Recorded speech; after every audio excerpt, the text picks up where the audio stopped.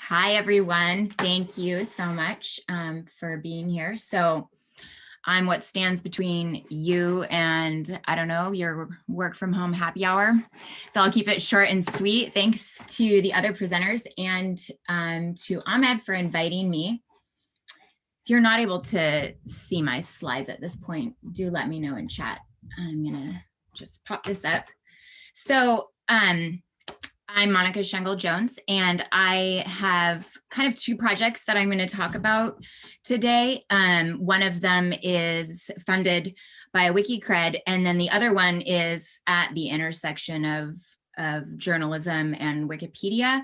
And I rely on and discuss some WikiCred funded projects. So Ahmed asked me to talk about that as well today.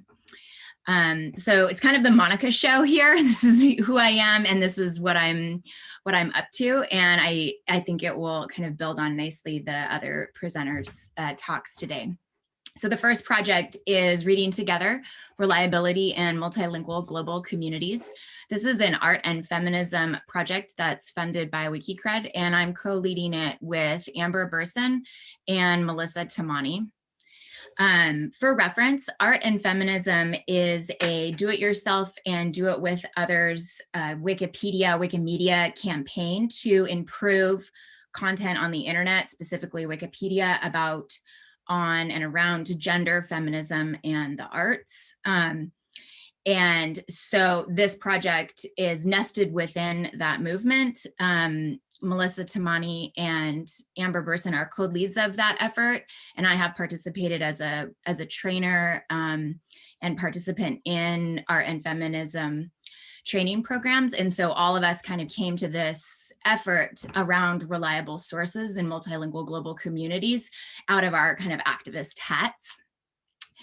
And our project is to really understand the effects and the impacts of the reliable source guidelines and their content policies in English, French, and Spanish Wikipedias for marginalized communities who seek to contribute to Wikipedia and who are also represented by Wikipedia. So when we talk about what is reliable, who's deciding what reliability means? How is that decision happening? How has it happened? This is what we're researching. And then what are the impacts of that? And I use the word in this slide here, double edge, because I think what we've found is that there is a double edge to this concept of reliable sources, in that it's kind of talked about as very effectively keeping out mis and disinformation. But on the other hand, reliable and lack of reliability by those who are interpreting the guideline or the essay, as is the case in French Wikipedia, has led to cutting out certain sources and participants from contributing. So we are kind of doing this research on what the guidelines say, and I can give you a teaser. Our final report will be out very soon, and you can connect to the URL there or on WikiCred's blog to get access to that. But the guidelines were written, the bulk of them were written by very few number of users. And they were, the ones in English were written in 2000. They were kind of developed by the early 2005, and they were developed by the early like 2010, 2011 to the state that they're in today. So a small number of users have contributed to those. They were translated into French and Spanish, and in that they kind of continue to prioritize this Anglo definition of reliability. Unlike Wikipedia articles, guidelines do not require citations. So one of our biggest kind of points that we'd like to make is that this definition is not created by like the very large community that it seeks to represent. And it doesn't have any citations. It lacks rigor in what reliability means. And so because of that, we also often see editors using the concept of reliable source and the Wikipedia shorthand WP:RS to justify their decisions to include or delete or to, maybe not bring a page into main space.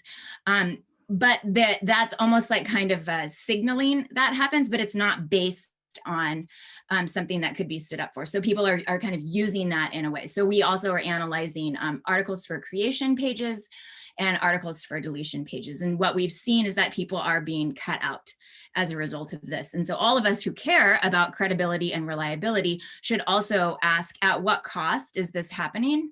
And what does consensus truly mean when a very few number of people are participating? So that is this project. And then the second work that I do is as kind of a journalist for journalists. I've been writing for datajournalism.com, which is a project of the European Journalism Center, to kind of bring to bear what is the community of Wikimedia and why does this matter for journalists who are working with data. And so I've written two pieces. One is on Wikipedia, one is on Wikidata, and really aimed to kind of suss out a lot of the criticisms, practices, and processes to help two different adjacent fields make sense of each other. So I have hyperlinks here to the pieces that I've done on Wikipedia with them. And I call this, in terms of like what I do, a translation work to make one kind of culture, translate it so that it's legible to another. So that's what I've got for you today. I will, let's see, did I give us time for a conversation? I could pull up some examples if that was interesting to folks, but let's see. I lost where the chat is, so. Go for it, and unless someone really wants to, we've been chatting away, but. Oh, thanks, here, I can't see what you're talking about. I'm talking to my wall. I'm just reading through the chats here. Okay, so I will, let's see, can I resume share? We can still see your screen. Okay, so you're able to see, you should be able to see the Wikipedia page in English for reliable sources. So that is here. We also have, this is the page in French. And then this is the page, we were kind of looking at the kind of back history of it. You can see who's contributed. So there haven't been a lot of editors who have contributed to the page in French, and it's the same within Spanish. This is the Spanish page here. So I think what we found is across all three of these guideline pages, and in French, it's actually an essay, not a guideline, which in Wikimedia kind of community culture, a guideline presumably has received the consensus of participants who are involved in the editorial back channels. But in French, the essay doesn't need consensus. It's kind of like, we've been having conversations about news media. It's the Wikimedia equivalent of the opinion piece, right? So it doesn't have kind of the consensus, but none of these pieces ask for references.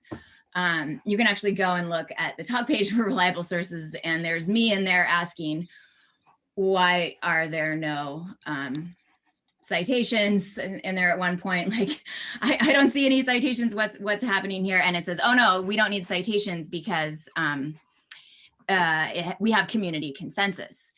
And yet it's difficult to change the reliable source guidelines because consensus is presumed to have been achieved. So when you come in and at, say, an art and feminism editing event, and your article, you're writing a biography, and this is an example from an event that uses a press release to suggest that a person has moved into like an executive director position at a gallery, that is not considered a reliable source according to the guidelines as they're currently written in English, because press releases are promotional and commercial material.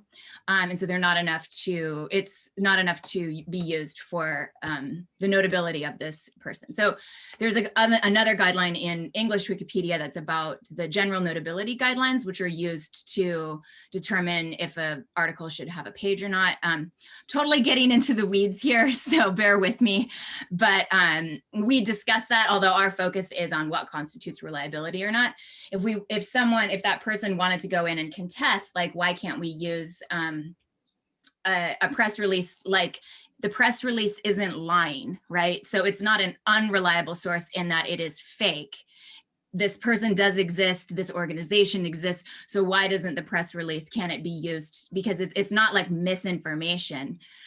It's difficult to go in, it has been difficult for people to go in and argue their case for that in the ways in which the editorial community currently works. And so it's very off-putting for new participants.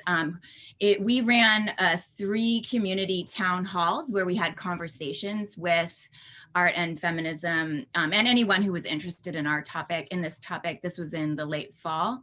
And people constantly were telling us that what was frustrating for them is that they're adding materials to Wikipedia about subjects that matter to them, of which that they are knowledgeable, but they are told that their knowledge doesn't matter and they are not credible sources about their own communities. So this again was also frustrating because the sources weren't necessarily knowledgeable or familiar to the editors who they were engaging with, then it was off-putting for them. I've been involved in Wikimedia since 2011, and in many ways, this wasn't like a big surprise for me, what we were finding. But again, and I don't think this would be a big surprise to many of us who have been involved in Wikipedia, that sometimes newcomers have difficulties to participate. And as a trainer, when I work as a trainer, like, my goal is for people to not feel that way. Like, I want to train you to be able to participate, but coming up against these over and over again, I think this particular project is kind of digging a little bit deeper into, well, why is it that consensus, for example, is construed, it is written in this way? And if we are a user-run platform that seems to have had a lot of successes with discussing, what is reliable sources in some ways, like, how can we also attend to these other issues as well? So another example I can give too is we had a participant in the town hall who wrote this article about Pamela Edmonds, a curator in Canada who works in the Black Canadian arts scene. And the contributor who created the article ran it through Articles for Creation twice and was told that it couldn't be moved to main space because it lacked reliable sources. So that was the feedback that she got twice. And so she gave up. She said, well, I guess it's never going to make it. And I went in and was like, well, this is a fine article. We can add a couple of things and improve it. And I moved it to main space. But that's me. I've been involved in Wikimedia for some time. So I think it shows how when we have new people coming into our user-run community, there continues to be like patterns of exclusion that are demotivating to I think the kinds of knowledges that would be great to have within the community.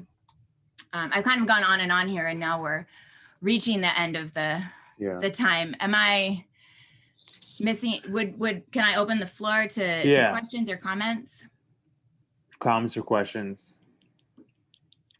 And I think a piece of news is like the Wikimedia now is implementing new harassment policies, right, to sort of lessen a bit of the clash, I guess, between new editors and the community, right? Because oftentimes, I mean, I would be hesitant to collapse harassment with interpretation and rigor in the reliable source guidelines. Like, let's be clear, harassment is one thing. These are very nuanced. This is like a nuanced analysis. Why do we define consensus in the way that we're defining it, in that people who participated in the creation of something 10 years ago, why do we still consider that to be consensus today? In many ways, it's working for some, but is it working for everyone? So this is a point that I'm wanting to kind of raise, or that we're raising with this work in it, and that if you don't participate, silence is like continued to be consensus. And I think for the Universal Code of Conduct, it's I don't know how that will be policed or implemented, but we do have kind of police work that happens in terms of like new page patrols or going in, the editors who are self-selecting into doing our behind the scenes editorial work are not necessarily the newcomers who are coming in and participating in editing events like the ones that I'm talking about here. So And they end up having power over those who are coming in and creating new content. Cool. I'd like to highlight one of our projects as well, Scribe, which takes on in the consensus in the community, language communities, and then provide a What's that? Scribe and provide a user interface for new editors to use that consensus and build new articles in a more editor like user-friendly way. And then Scribe also comes with an API that allows new users to refer to most cited sources, for instance, on Wikipedia and on the particular language Wikipedia, so that new articles are perhaps approved, you know, by the community of editors. Okay. Well, thank you. We're very grateful that WikiCred is funding this work because I think it adds a different kind of dimension, and it is in conversation with the other panelists here. So thank you for having me today.